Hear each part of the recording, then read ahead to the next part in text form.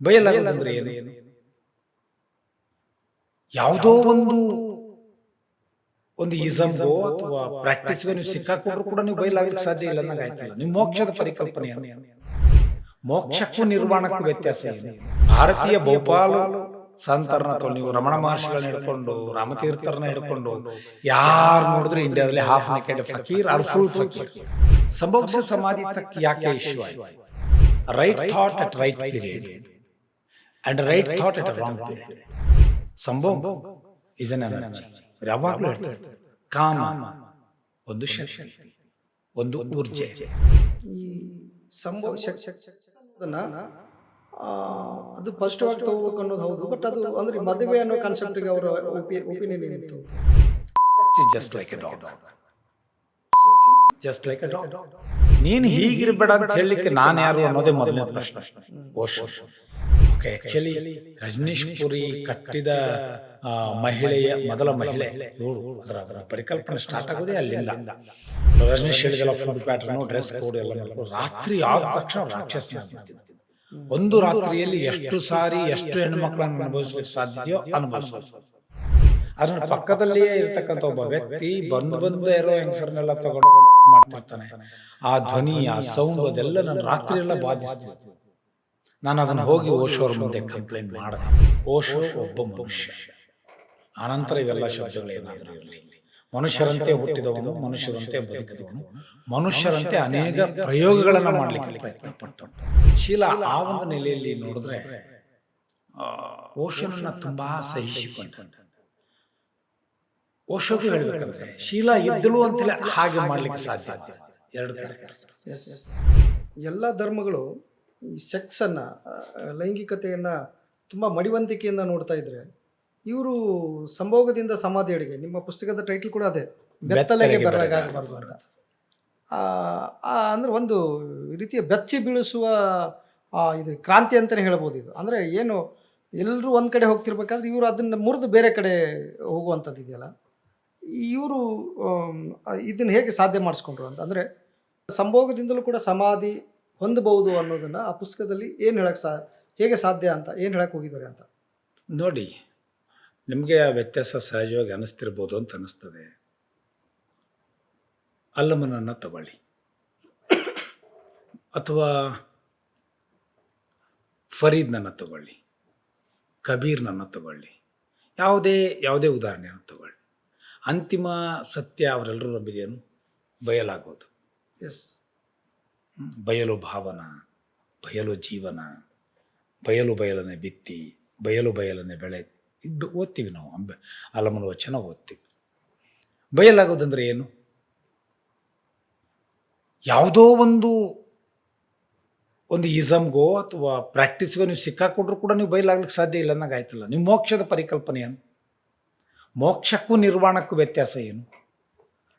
ಹೌದಾ? ಮೋಕ್ಷ ಅನ್ನೋದು ಹಿಂದೂ ಪರಿಕಲ್ಪನೆ ಬರ್ತಿರ್ಬೋದು, ನಿರ್ವಾಣ ಅಂತಕ್ಕಂಥದ್ದು ಮಹಾವೀರ ಪರಂಪರೆಯಲ್ಲಿ ಬರ್ತಿರ್ಬೋದು, ಅಂಥದ್ದೇ ಇನ್ನೊಂದು ಶಬ್ದ ಎಲ್ಲೋ ಇಸ್ಲಾಂದಲ್ಲಿ ಇರ್ಬೋದು. ಅದರ ಪ್ರಶ್ನೆ ಬೇರೆ ಬೇರೆ ಕಾಣಿಸಿದ್ರು ಕೂಡ ಕೇಳ್ತಾ ಇರತಕ್ಕಂಥ ಪ್ರಶ್ನೆ ಒಂದೇ ಇದೆ, ಮುಟ್ಟಬೇಕಾದ ಗುರಿನೂ ಒಂದೇ ಇದೆ. ಎಲ್ಲ ಮನುಷ್ಯ, ಅತ್ಯಂತ ಸಾಮಾನ್ಯ ಮನುಷ್ಯನಿಗೂ ಕೂಡ ನಾನು ಇದರಿಂದ ಮುಕ್ತನಾಗಬೇಕು. ಬೆತ್ತಲೆಗೆ ಬೆರಗಾಗಬಾರ್ದು ಟೈಟ್ಲ್ ಇಟ್ಟಾಗೆಲ್ಲ, ಸರ್ ಏನು ಸರ್ ಈ ಬೆತ್ತಲೆಗೆ ಬೆರಗಾಗಬಾರ್ದು ಅಂದರೆ ಹೆಂಗೆ ಸದ್ಯ? ಅಂದರೆ ನೀವು ಬೆತ್ತಲೆಯನ್ನು ಒಯ್ದು ಎಲ್ಲಿ ಕನೆಕ್ಟ್ ಮಾಡ್ತಾ ಇದ್ದೀರಿ? ಸೆಕ್ಸ್ಗೆ ಕನೆಕ್ಟ್ ಮಾಡ್ತಾ ಇದ್ದೀರಿ.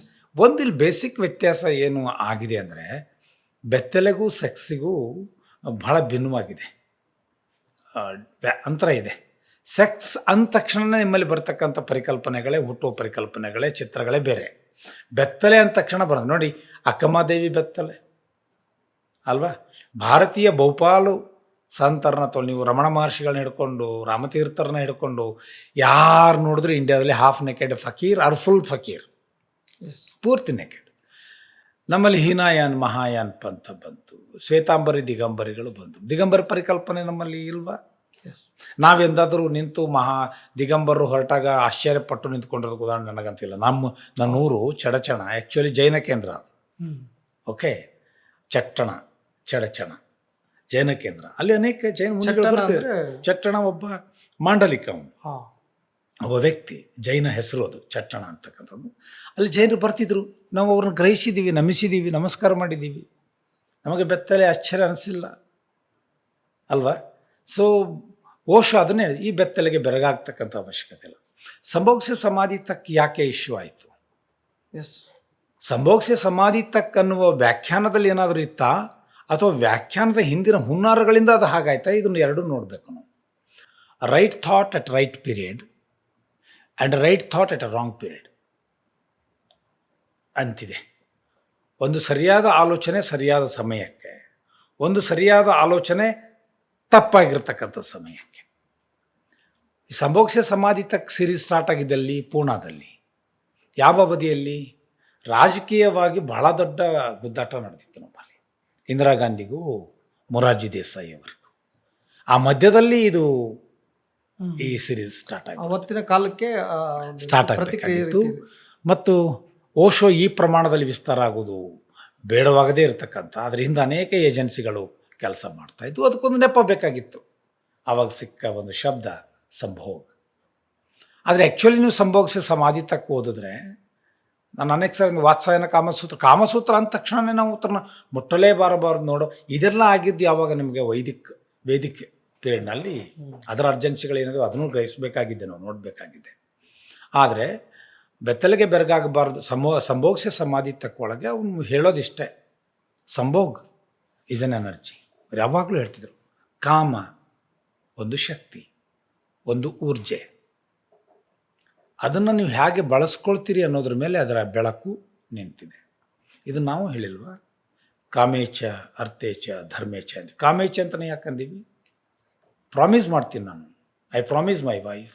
ಮದುವೆಯ ಸಂದರ್ಭದಲ್ಲಿ ಧರ್ಮದಿಂದಾಗಲಿ ಅರ್ಥದಿಂದಾಗಲಿ ಕಾಮದಿಂದಾಗಲಿ ನಿನ್ನನ್ನು ಕ್ರಮಿಸಿ ಹೋಗುವುದಿಲ್ಲ. ಕ್ರಮಿಸಿ ಹೋಗೋದಿಲ್ಲ ಅಂದ್ರೆ ಏನು? ಅದನ್ನೊಂದು ಶಕ್ತಿಯಾಗಿ ನೋಡ್ತೇನೆ, ಅದನ್ನು ಊರ್ಜೆಯಾಗಿ ನೋಡ್ತೇನೆ ಅಂತಲೇ ಹೇಳ್ತಾ ಇರ್ತಾನೆ ಇಂಡೈರೆಕ್ಟ್ಲಿ. ನಾವು ಯಾವುದಾದ್ರೂ ಗುಡಿ ಗುಂಡಾರಗಳಿಗೆ ಹೋದರೆ ಪೂಜೆ ಮಾಡಿಸ್ತಿರ್ಬೇಕಾದ್ರೆ ಪುರುಷಾರ್ಥಗಳ ಬಗ್ಗೆ ಪ್ರಾರ್ಥನೆ ಮಾಡ್ಬೇಕಾದ್ರೆ ಕಾಮದ ಬಗ್ಗೆ ಹೇಳ್ತಾನಲ್ವ ಅವನು. ಅದು ಸಂತೃಪ್ತವಾಗಿ ವಿದ್ಯೆ, ಅದು ಶಾರೀರಿಕವಾಗಿರ್ತಕ್ಕಂಥ ವೀರ್ಯ, ಒಂದು ಎನರ್ಜಿ, ಅದೆಲ್ಲವೂ ಈ ಸಿಗಲಿ ಅಂತಲೇ ಅವನು ಹೇಳೋದು. ಸೊ ಹಾಗೆ ಸಂಭೋಗ್ಸ ಸಮಾಧಿ ಒಳಗೆ ಓಶೋ ಮಾಡಿದ್ದು ಇದನ್ನೇ. ಏನು? ಸಂಭೋಗ್ ಶರೀರದ ಯಾವುದೋ ಒಂದು, ಅದು ಮನಸ್ಥಿತಿ ಆ್ಯಕ್ಚುಲಿ.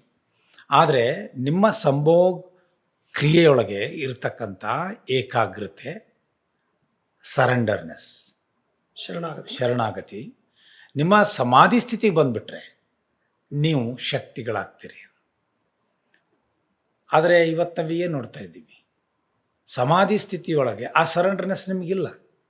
ಹೀಗಾಗಿ ಯಾವುದೇ ಸ್ವಾಮೀಜಿ ಹತ್ರ ಹೋಗ್ಬೇಕಾದ್ರೆ, ಧರ್ಮಗುರು ಹೋಗ್ಬೇಕಾದ್ರೆ ಅವನು ಎಷ್ಟು ವ್ಯಾಘ್ರನಾಗಿರ್ತಾನೆ, ಎಷ್ಟು ಅವನಲ್ಲಿ ಹಠ ಇರ್ತದೆ. ಸರೆಂಡರ್ನೆಸ್ ನೋಡೋದಿಲ್ಲ ನಿಮಗೆ. ಒಬ್ಬ ಬುದ್ಧನನ್ನು ಸುಮ್ಮನೆ ಕಲ್ಪನೆ ಮಾಡ್ಕೊಂಡು, ಆಲೋಚನೆ ಮೂಲಕ ಕಲ್ಪನೆ ಮಾಡ್ಕೊಂಡು ಕೂಡ ಬುದ್ಧ ಹೀಗಿದ್ದ ಅಂತ ಗಮನಿಸ್ಬೋದು. ಆದರೆ ಇವತ್ತು ರಾಜಕಾರಣಿಗಳನ್ನು ಮೀರಿಸುವ ರಾಜಕಾರಣಿಗಳಂತೆ ನಮ್ಮ ಮಠಾಧೀಶರು ಯಾಕೆ ಕಾಡ್ತಾರೆ? ಯಾಕಂದರೆ ಅವ್ರಿಗಿದು ಸಾಧ್ಯ ಆಗಲಿಲ್ಲ. They didn't surrender either to themselves or to the power. ತಮ್ಮಷ್ಟಕ್ಕಾಗಲಿ ಅಥವಾ ಶಕ್ತಿಗಾಗಲಿ, ಯಾವುದೋ ಒಂದು ಶಕ್ತಿ ಸಾಧನೆಗಾಗಲಿ ತೊಡಗಿಸಿಕೊಂಡ ಸರೆಂಡರ್ ಆದವರು ನಮ್ಮ ಮಧ್ಯೆ ಇಲ್ಲ. ನಾವು ಅವ್ರನ್ನ ಹುಡ್ಕೊಂಡು ಹೋಗ್ಬೇಕಾಗ್ತದೆ. ಯಾರು ಇದ್ದಾರೋ ಅವ್ರನ್ನ ಹುಡುಕೋ ಅವಶ್ಯಕತೆ ಇಲ್ಲ. ಅವರು ಬೇರೆ ಒಂದು ಪವರ್ ಸೆಂಟರ್ ಆಗಿ ಕುಳಿತುಕೊಂಡಿದ್ದಾರೆ. ದಿಸ್ ಈಸ್ ವಾಟ್ ಸಂಭೋಗ್ಸ ಸಮಾಧಿ ಉಪನ್ಯಾಸ ಮಾಲಿಕೆಯಲ್ಲಿ ಅವರು ಹೇಳಲಿಕ್ಕೆ ಪ್ರಯತ್ನ ಪಟ್ಟಿದ್ದು. ಅಂದರೆ ಇನ್ನಷ್ಟು ಬಿಡಿಸಿ ನೋಡೋದಾದರೆ, ಈ ಸೆಕ್ಸ್ ಅನ್ನೋದನ್ನು ಅದು ಪಾಸಿಟಿವ್ ಆಗಿ ತೊಗೋಬೇಕು ಅನ್ನೋದು ಹೌದು. ಬಟ್ ಅದು ಅಂದರೆ ಮದುವೆ ಅನ್ನೋ ಕಾನ್ಸೆಪ್ಟಿಗೆ ಅವರ ಒಪಿನಿಯನ್ ಏನಿತ್ತು? ಮದುವೆಯನ್ನು ರಿಜೆಕ್ಟ್ ಮಾಡಿದವರಲ್ಲ. ಒಂದು ಇದರ ಬಗ್ಗೆ ತಮಗೆ ಸ್ಪಷ್ಟತೆ ಇರಲಿ. ಓಶೋ ದೀಕ್ಷೆ ನಾನು ಏನು ಕೇಳಬೇಕು, ಇವತ್ತಿನ ಈ ನಾನು ಸೈಕಾಲಜಿಕಲ್ ಆಗಿ ನೋಡ್ತಾ ಹೋದರೆ, ಮನೋವೈಜ್ಞಾನಿಕವಾಗಿ ಒಬ್ಬ ಯುವಕ ಅಥವಾ ಯುವತಿಗೆ ಮದುವೆ ಆಗಿದ್ರು ಕೂಡ ಆಗದೇ ಇದ್ರು ಕೂಡ ಭಿನ್ನಲಿಂಗಿಯರ ಮೇಲೆ ಆಕರ್ಷಣೆ ಆಗುತ್ತೆ. ಅದನ್ನು ಓಶೋ ಪ್ರಕಾರ ಹೇಗೆ ಅರ್ಥ ಮಾಡ್ಕೊಳ್ಳೋದು? ಅವರು ಭಾಳ ಸ್ಪಷ್ಟವಾಗಿ ಹೇಳಿದ್ದಾರೆ. ಒಬ್ಬ ಪುರುಷನಿಗೆ ಎಷ್ಟು ಸಾಧ್ಯ ಇದೆಯೋ ಅಷ್ಟು ಹೆಣ್ಣು ಮಕ್ಕಳೊಂದಿಗೆ ಅನುಭವಿಸುವ, ಒಬ್ಬ ಹೆಣ್ಣು ಮಗಳಿಗೆ ಎಷ್ಟು ಸಾಧ್ಯವಿದೆಯೋ ಅಷ್ಟು ಪುರುಷನೊಂದಿಗೆ ಅನುಭವಿಸುವ ಸ್ವಾತಂತ್ರ್ಯವಿರಬೇಕು. He has clear okay return said. ಹಂಗಂತೇಳಿ ಅದೇ ಬದುಕು ಅಂತ ಹೇಳಿಲ್ಲ ಅವರು, ಎಸ್. ಅಲ್ಲಿಗೆ ನೀನು ನಿಲ್ಲಬೇಕು ಅಂತ ಹೇಳಿಲ್ಲ. ಅದ್ರ ಮುಂದೊಂದು ಭಾಗ ಹೇಳಿದ್ದಾರೆ, sex is just like A dog. Sex is just like A dog. Dog ಅಂದರೆ ನೀವು ಅದನ್ನ ಕೆಳಗಾಗಿ ನೋಡಬೇಕಾಗಿಲ್ಲ, ಹೌದಾ? ನಮ್ಮ ಶರೀರದಲ್ಲಿ ಇರ್ತಕ್ಕಂಥ ಒಂದು ಸಹಜವಾದ ಒಂದು ಪ್ರಕ್ರಿಯೆ ಅಥವಾ ಆಕರ್ಷಣೆ, ಅದು ಬಂದು ಬಾಗಿಲಲ್ಲಿ ನಿಂತಿದೆ. ಅದಕ್ಕೆ ಬೇಕಾಗಿರೋದೇನು? ನಿನ್ನ ವೇದ ಅಲ್ಲ, ಉಪನಿಷತ್ತಲ್ಲ, ನಿನ್ನ ನಮಾಜದ ನಿಯಮಗಳಲ್ಲ, ಅಲ್ವಾ? ನಿನ್ನ ಬೌದ್ಧ ಧಮ್ಮ ಪೀಠನೂ ಬೇಕಾಗಿಲ್ಲ, ಏನೂ ಬೇಕಾಗಿಲ್ಲ. ಅದಕ್ಕೆ ಬೇಕಾಗಿರೋದು ಪೀಸ್ ಆಫ್ ಎ ಬ್ರೆಡ್. ಅದನ್ನು ಕೊಟ್ಬಿಡು, ಸರ್ಕೊಳ್ತದೆ, ನಿನ್ನ ಸಾಧನಾ ಮಾರ್ಗ ಮುಕ್ತ ಆಗ್ತದೆ. ಇದನ್ನು ಹೇಳಿದ್ದು.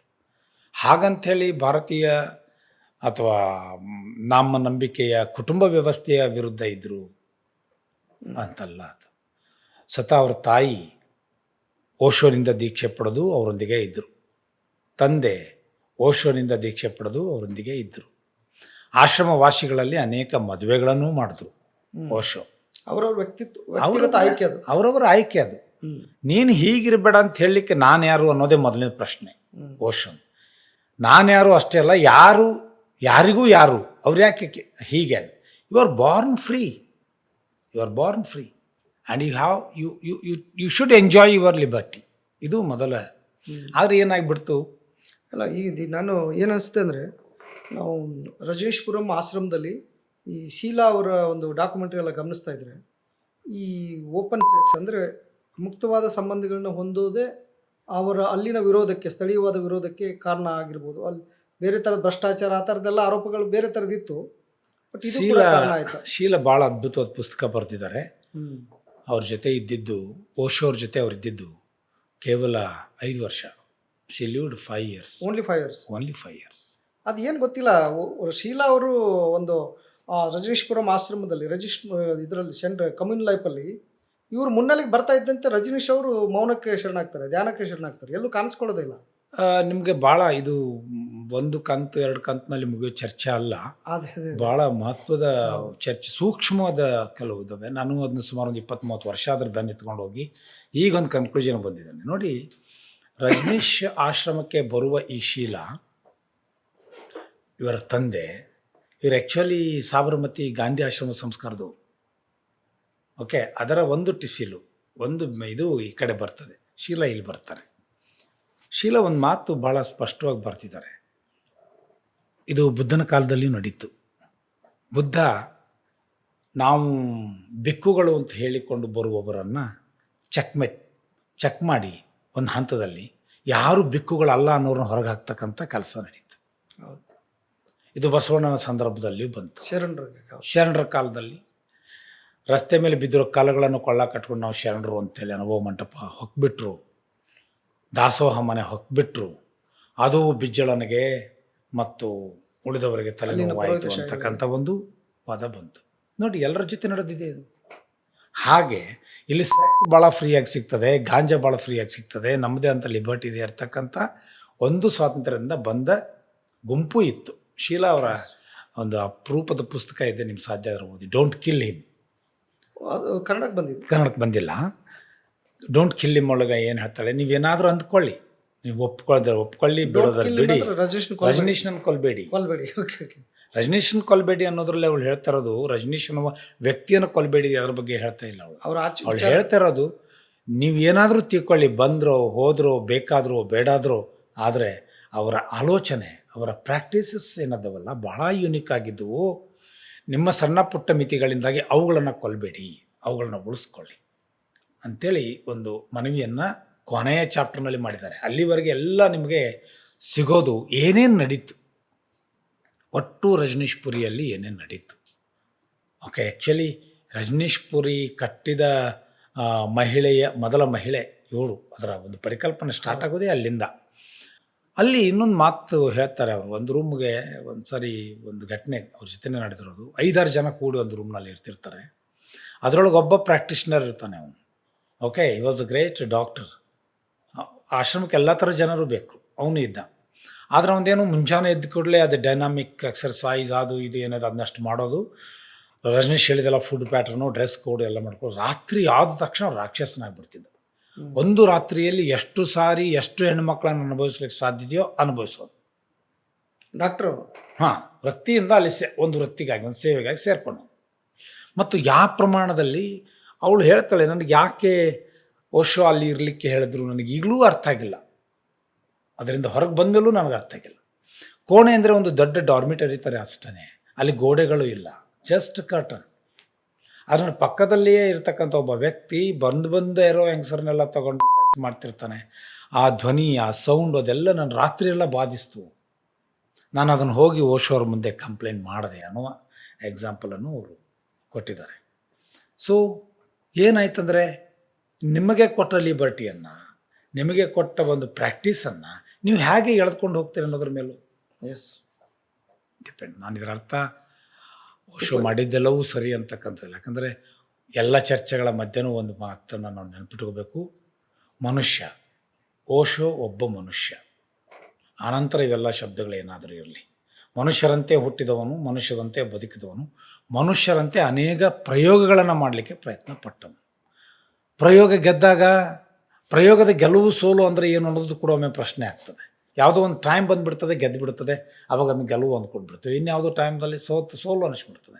12ನೇ ಶತಮಾನದ ಕ್ರಾಂತಿ ಆಯಿತು, 196,000 ಶರಣರ ಎಳ ಊಟ ಆಯಿತು, ಅವಾಗ ಫ್ಲಾಫ್ ಅನ್ನಿಸ್ತು. ಸದ್ಯದ ಪೊಲಿಟಿಕಲ್ ಕಂಡೀಷನ್ದಲ್ಲಿ ಗೆಲುವು ಅನ್ನಿಸ್ತಾ ಇದೆ.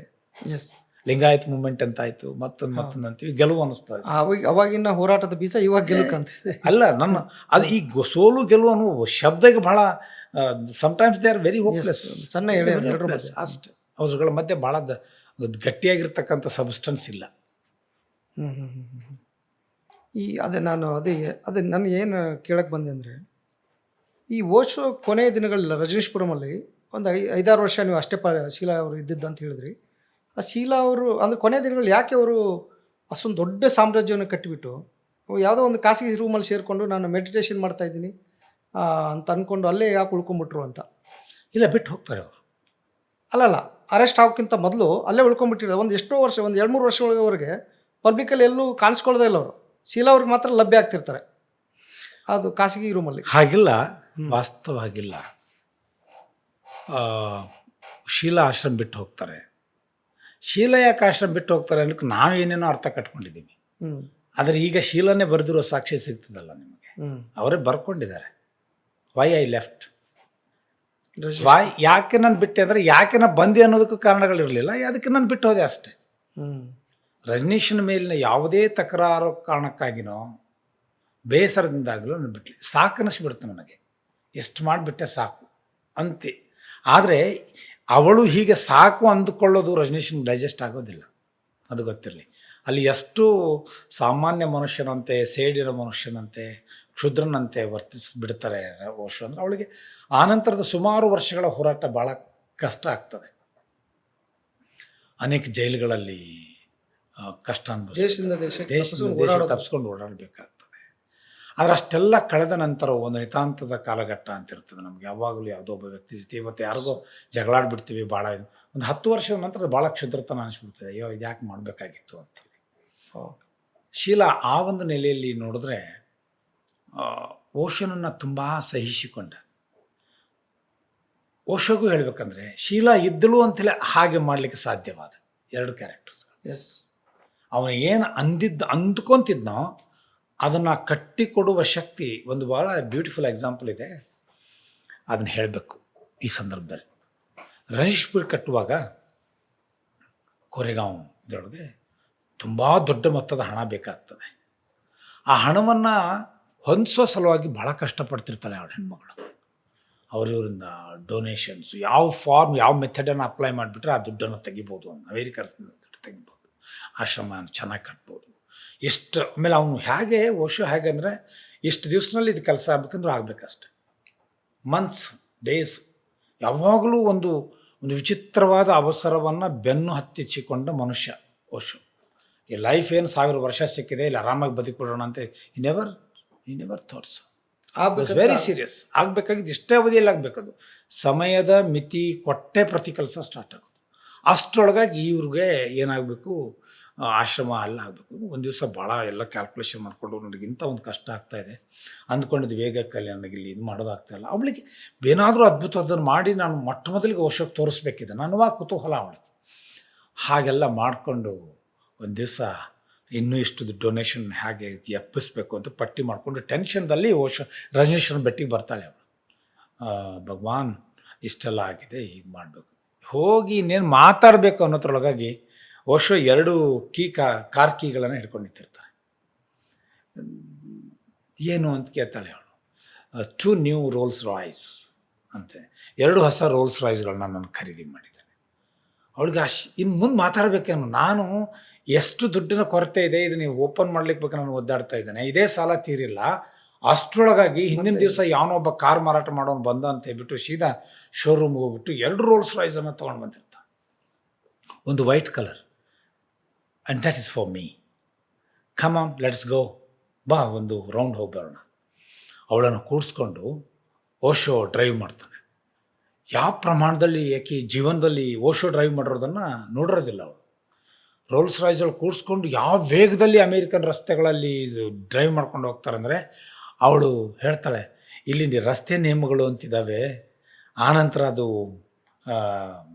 ಬರ್ತದೆ, ನಮಗೆ ದಂಡ ಬರ್ತದೆ, ದಟ್ಸ್ ಯುವರ್ ಲುಕ್ಔಟ್. ಅದು ಆನಂತರ ನಿನಗೆ ಬಿಟ್ಟಿದ್ದು, ನನಗೆ ಡ್ರೈವ್ ಮಾಡೋದಷ್ಟೇ ಭಯಂಕರವಾಗಿ ಕಾರ್ನು ಹುಚ್ಚಿರ್ತದೆ. ಹೀಗೆ ರೌಂಡ್ ಹಾಕ್ಕೊಂಡು ಬಂದು ಆಶ್ರಮಕ್ಕೆ ಬಂದು, this is my car, how was my driving, ಹೇಗಿತ್ತು ನನ್ನ ಡ್ರೈವಿಂಗ್ ಅಂತ ಕೇಳ್ತಾನೆ. ಚೆನ್ನಾಗಿತ್ತು ಅಂತ ಹೇಳೋಕ್ಕಾಗೋದಿಲ್ಲ, ಕೆಡ್ದಾಗಿತ್ತು ಅಂತ ಹೇಳೋಕ್ಕಾಗೋದಿಲ್ಲ, ಆಶ್ರಮದ ಬೇರೆ ಪ್ರಶ್ನೆಗಳಿದಾವೆ. ಆಮೇಲೆ ಇನ್ನೊಂದು ಕೀ ತೆಗಿತಾರೆ, and this is for you. Rolls ರಾಯ್ಸನ್ನು ತನ್ನ ತರೋದಲ್ಲದೆ ಅವಳಿಗೂ ತಂದಿರ್ತಾನೆ, ಈ ಕಾರು ನಿನಗೆ. ಯಾಕೆ? ಅಮೇರಿಕಾದಂಥ ಶ್ರೀಮಂತ ರಾಷ್ಟ್ರದಲ್ಲಿ 63,000 ಎಕರೆಯ ಜಮೀನಿನ ಆಶ್ರಮಕ್ಕೆ ಮ್ಯಾನೇಜರ್ ಆಗಿರ್ತಕ್ಕಂಥ ನಿನ್ನಂಥವಳು ಸಣ್ಣ ಪುಟ್ಟ ಕಾರ್ನಲ್ಲಿ ತಿರುಗಾಡೋದು ನನಗೆ ಇಷ್ಟ ಆಗೋದಿಲ್ಲ.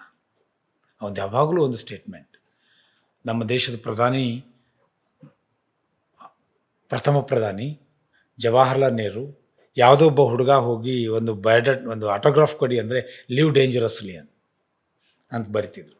ಹಾಗೆ ಓಶೋಗೆ ಹೋಗಿ ಯಾರೇ ಕೇಳಿದ್ರು ಫಸ್ಟ್ ಸ್ಟೇಟ್ಮೆಂಟನ್ನು ಲಿವ್ ರಿಚ್ಲಿ, ಶ್ರೀಮಂತವಾಗಿ ಬದುಕೇನು ಭಾಳ ದೀರ್ಘ ಇಲ್ಲ, ಇರುವಷ್ಟು ಕಾಲವನ್ನು ಶ್ರೀಮಂತವಾಗಿ ಬದುಕು. ಸೊ ಅದಕ್ಕೆ ಆ ಥರ ಜಗತ್ತಿನ ಅತ್ಯಂತ ಕಾಸ್ಟ್ಲಿಯೆಸ್ಟ್ ಆ್ಯಂಡ್ ಅತ್ಯಂತ ರಿಚ್ ಆಗಿರ್ತಕ್ಕಂಥ ಒಬ್ಬ. ಬಟ್ ಇದು ಏನಂದರೆ, ಈಗ ನಮ್ಮ ದೇಶದ ದಾರ್ಶನಿಕರೆಲ್ಲ 3 ಬಿಟ್ಟವರು ಜಗತ್ತಿಗೆ ದೊಡ್ಡವರು ಅನ್ನೋ ರೀತಿಯಲ್ಲಿ ನಾವೆಲ್ಲದರಿಂದ ಕಳಿಸ್ಕೊಳ್ಳೋದ್ರತ್ತ ನೋಡ್ತೀವಿ. ಇವರು ಆದರೆ ಸರಳತೆ, ನೀವಾಗಲೇ ಗಾಂಧೀಜಿ ಸರಳತೆ ಬಗ್ಗೆ, ಬುದ್ಧನ ಸರಳತೆ ಬಗ್ಗೆ ಎಲ್ಲ ಮಾತಾಡಿದ್ರು.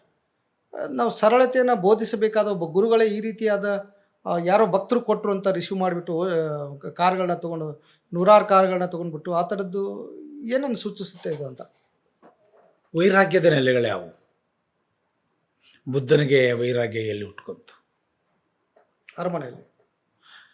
ಮಹಾವೀರನಿಗೆ ಬೆತ್ತಲೆಯ ಪರಿಕಲ್ಪನೆಯಲ್ಲಿ ಬಂತು. ಅಕ್ಕಮಾದೇವಿ ಕೌಶಿಕನಿಂದ ಹೇಗೆ ಬಿಡಿಸ್ಕೊಂಡ್ಲು ನೋಡಿ. ಮಹಾವೈಭೋಗದ ತೊಟ್ಟಿಲಲ್ಲಿದೆ ವೈರಾಗ್ಯದ ಒಂದು ಮಜಲು ಹುಟ್ಕೊಂಡ್ರು. ಇದು ವೈರಾಗ್ಯನೋ ವೈಭೋಗನೋ ತಗೊಳ್ಳಿ, ಇಷ್ಟು ದೀರ್ಘ ಚಿಂತನೆಗಳ ದಾರಿಯಲ್ಲಿ ಬಂದವನಿಗೆ, ಓಶೋನಿಗೆ, ಅವನಿಗೆ ಅವನ ಬದುಕಿನ ಮಿತಿಯಾಗಲಿ ಜೀವನದ ಮಿತಿಯಾಗಲಿ ಗೊತ್ತಿಲ್ಲ ಅಂತ ಅಂದ್ಕೊಳ್ಳಿಕ್ಕೆ ಸಾಧ್ಯ ಇದೆಯಾ? ಅವನಿಗೂ ಗೊತ್ತು. ಸಿಕಂದರ್ನ ಬಗ್ಗೆ ಮಾತಾಡ್ತಾನೆ ಅವನು. ಯಾರು? ಅಲೆಕ್ಸಾಂಡರ್ನ ಸಿಕಂದರ್ ಅಂತ. ಅವನ ಬಗ್ಗೆ ಅವನೇ ಟಾಕ್ ಕೊಟ್ಟಿದ್ದಾನೆ. ಅಲ್ಲಿಂದ ಇಲ್ಲಿವರೆಗೆ ಭಾರತದವರೆಗೆ ಬಂದಿರತಕ್ಕಂಥ ಸಿಕಂದರ್ ಕೊನೆಯ ಘಟ್ಟದಲ್ಲಿ ನಾನು ಯಾವ ಭಾರತವನ್ನು ಗೆಲ್ಲಲಿಲ್ಲ, ಯಾವ ಏಷ್ಯಾನೂ ಗೆಲ್ಲಲಿಲ್ಲ, ಹಿಡಿಮಣ್ಣು ಇಲ್ಲಿ ತೊಗೊಂಡು ಹೋಗಲಿಲ್ಲ ಅನ್ನೋ ಸಂದೇಶವನ್ನು ಕೊಟ್ಟ ಅಂತೇಳಿ ಓಶೋ ಉಪನ್ಯಾಸ ನೀಡಿದ್ದಾರೆ. ಕಬೀರ್ನ ಬಗ್ಗೆ ಅವರು ಮಾತಾಡಿದ್ದಾರೆ. ಗಾಂಧಿ ಬಗ್ಗೆ, ಗಾಂಧಿ ತೀರಿಕೊಂಡಾಗ ಅವರು ಹೇಳುವ ವಾಕ್ಯನೇ ಇದು, ಏನು, ಇಲ್ಲಿಗೆ ಈ ದೇಶದ ಸತ್ಯದ ಮತ್ತು ಸರಳತೆಯ ಒಂದು ಅಧ್ಯಾಯ ಅಂತ್ಯವಾಯಿತು. ಇಷ್ಟೆಲ್ಲ ತಿಳುವಳಿಕೆ ಇರ್ತಕ್ಕಂಥ ಮನುಷ್ಯನಿಗೆ ಅದೆಲ್ಲವೂ ಚೆನ್ನಾಗಿ ಗೊತ್ತಿರೋದೆ.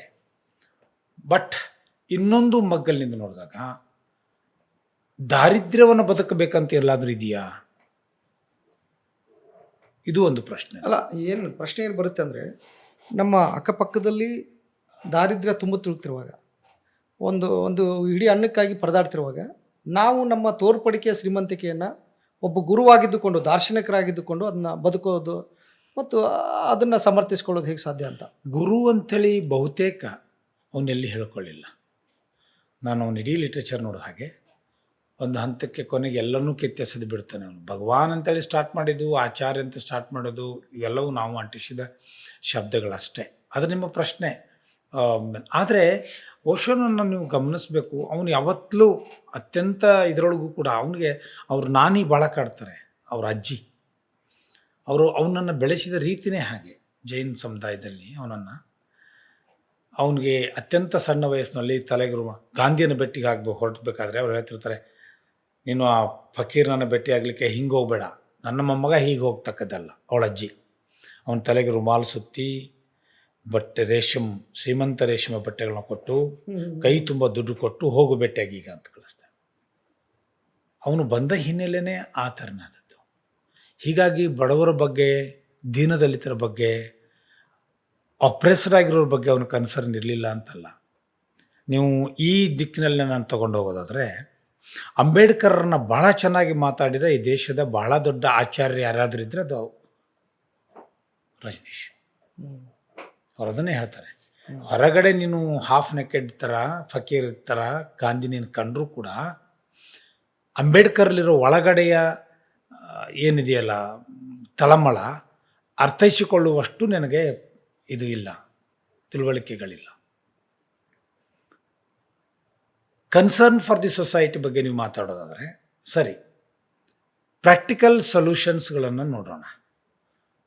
ಅಮೇರಿಕಾದಲ್ಲಿ ಒಂದು ಪಡೆ ಹುಟ್ಕೊಂತು, ಹಿಪ್ಪಿಗಳು ಅಂತೇಳಿ. ಹೌದು, ರಜನೀಶ್ಪುರಮಲ್ಲೇ ಅನ್ಸುತ್ತೆ ಬಹುಶಃ ಅದು. ಅಮೇರಿಕಾದಲ್ಲಿ ಹುಟ್ಕೊಂಡಿತ್ತದು. ಹಾಂ, ಅದೊಂದು ಅಬ್ಬೆಪಾರಿ ಜನಾಂಗ. ಅಬ್ಬೆಪಾರಿ ಅಂದರೆ ಏನು? ಯಾರಿಗೋ ತಂದೆ ಇಲ್ಲ, ಯಾರಿಗೋ ತಾಯಿ ಇಲ್ಲ, ಇನ್ಯಾರೋ ತಂದೆ ತಾಯಿ ಇದ್ದರೂ ಕೂಡ ಅವರು ಆ ಕೌಟುಂಬಿಕ ಚೌಕಟ್ಟಿಲ್ಲ. ಮಹಾಯುದ್ಧಗಳಿಂದ ತತ್ತರಿಸಿ ಹೋಗಿರ್ತಕ್ಕಂಥ ಕುಟುಂಬಗಳಿಂದ ಹುಟ್ಟಿದ ಮಕ್ಕಳವರು ವ್ಯಸನಿಕರಾಗಿಬಿಟ್ಟಿದ್ದಾರೆ. ತುಂಬ ಯೌವನದ ಪ್ರೊಡಕ್ಟಿವ್ ಏಜ್ನಲ್ಲಿ ಅವರು ವ್ಯಸನಿಕರಾಗಿಬಿಟ್ಟಿದ್ದಾರೆ, ಯಾತಕ್ಕಾಗಿ? ಈ ಒಳಗಿನ ಬಿಕಾರಿತನದಿಂದಾಗಿ ಅವ್ರನ್ನ ಪ್ರಪಂಚದ ಎಲ್ಲ ರಾಷ್ಟ್ರಗಳಿಂದ ಹೊರಗೆ ಹಾಕಿಬಿಟ್ಟಿದ್ರು. ಆದರೆ ಓಶೋ ಅವರು ಮನುಷ್ಯರೇ, ಅವರಿಗೆ ಈ ಏಜ್ನಲ್ಲಿ ಏನು ಸಿಗಬೇಕಾಗಿತ್ತೋ ಅದು ಸಿಗಲಿಲ್ಲ. ಅವರನ್ನು ಸರಿಯಾಗಿ ಮಾರ್ಪಡಿಸಿದರೆ ಯೂತ್ ಅವರು ಈ ದೇಶದ ಆಸ್ತಿ, ಸಮಾಜದ ಆಸ್ತಿ. ಜಗತ್ತಿನಲ್ಲಿ ಏಡ್ಸ್ ಪೀಡಿತ ಪೇಷಂಟ್ಸ್ಗಳನ್ನ ಮೊಟ್ಟ ಮೊದಲಿಗೆ ಅಪ್ಪಿಕೊಂಡ ವ್ಯಕ್ತಿ ಯಾರು? ಕಾಮದ ಹದವನ್ನು ಕೆಡಿಸ್ಕೊಂಡ್ರೆ ಮುಂದೊಂದು ಕಾಲ ಮನುಷ್ಯ ಸಮಾಜ ಜನಾಂಗ ದಕ್ಕಿಸಿಕೊಳ್ಳಲಾರದು, ಎದುರಿಸಲಾಗದೊಂದು ಮಹಾಮಾರಿಗೆ ನೀವು ಈಡಾಗ್ತೀರಿ ಅಂತ ಹೇಳಿದವ್ರು ಯಾರು?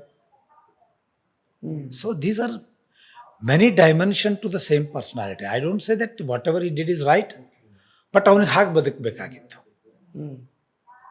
ದಟ್ಟ ದರಿದ್ರರಿಗೂ ಕೂಡ ಅವನ ಆಶ್ರಮದಲ್ಲಿ ಇತ್ತು ಅನ್ನಲಿಕ್ಕೆ ಇವೆರಡು ದೊಡ್ಡ ಎಕ್ಸಾಂಪಲ್ಸ್ಗಳಲ್ಲ. ಎಸ್, ಇದು ಶೀಲಾ ಮತ್ತು ರಜನೀಶ್ ನಡುವಿನ ಸಂಬಂಧ ಏನು ಅಂತ ಪುಸ್ತಕ ಸ್ಟಾರ್ಟ್ ಆಗ್ತಿರ್ಬೇಕಾದ್ರೆ ಒಂದು ಮಾತು ಹೇಳ್ದು ಬಿಡ್ತಾಳೆ ನನಗದು ಒಂಥರ ಸುಮ್ಮನೆ ಕಣ್ಣೀರು ಬಂದುಬಿಡ್ತು. ಅವನು ಕೇಳಿದರೆ, ಅವನು ಸೆಕ್ಸ್ ಕೇಳಿದರೆ ನಾನು ಯಾವತ್ತೋ ಕೊಟ್ಬಿಡ್ಬೋದಾಗಿತ್ತು. ನಾನು ಅಷ್ಟು ಅವನ ಮೋಹಕ್ಕೆ ಒಳಗಾಗಿಬಿಟ್ಟಿದ್ದೆ. ಆದರೆ ಜೀವನದಲ್ಲಿ ಕೊನೆಗೂ ಕೂಡ ನನ್ನನ್ನು ಆ ದೃಷ್ಟಿಯಿಂದ ಓಶೋ ಎಂದು ನೋಡಲಿಲ್ಲ. ಅಂದರೆ ಬಹು ಸಂಗಾತಿಗಳು ಇದ್ರು ರಜನೀಶ್ಗೆ?